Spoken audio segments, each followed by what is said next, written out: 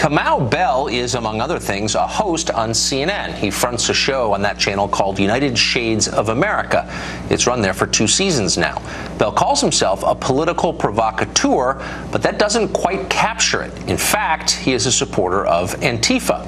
On Sunday, Bell showed up at the No Hate in the Bay rally and addressed the crowd with a bullhorn.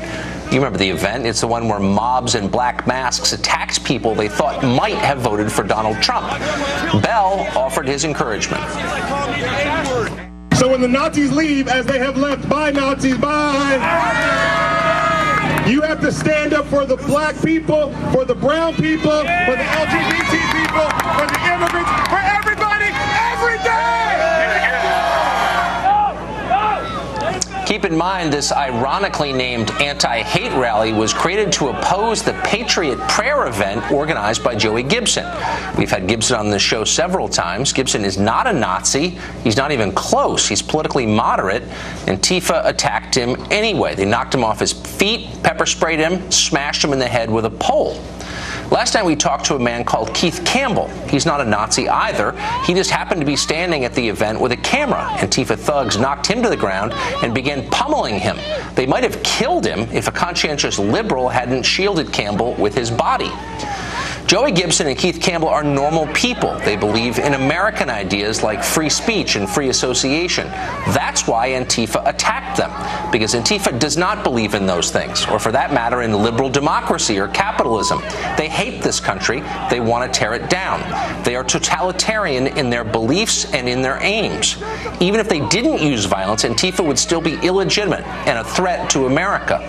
None of that seems to matter to Kamau Bell. He's happy to stand up on stage and call his opponents Nazis. That's not a label you use on people you want to debate. It's a label you use to incite rage. He had to know how this would end. He did it anyway.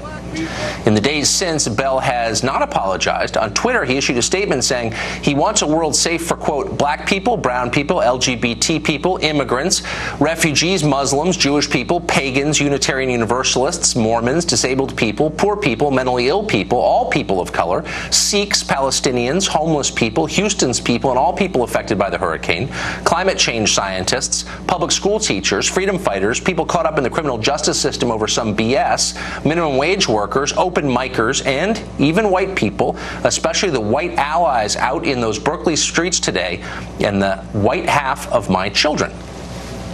Well, that's a long list, but not everyone, as you'll notice, got equal treatment.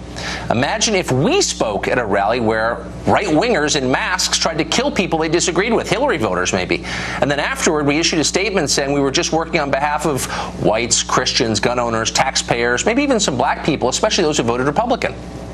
How would that go over? This show would be canceled quickly, and it would deserve to be canceled. If you're not willing to say you want a world safe for all Americans equally, you are peddling hate, and Bell is.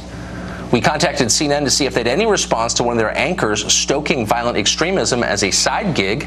They have not responded so far. We also invited Bell on tonight to see if he'd be willing to defend what he did. He wasn't.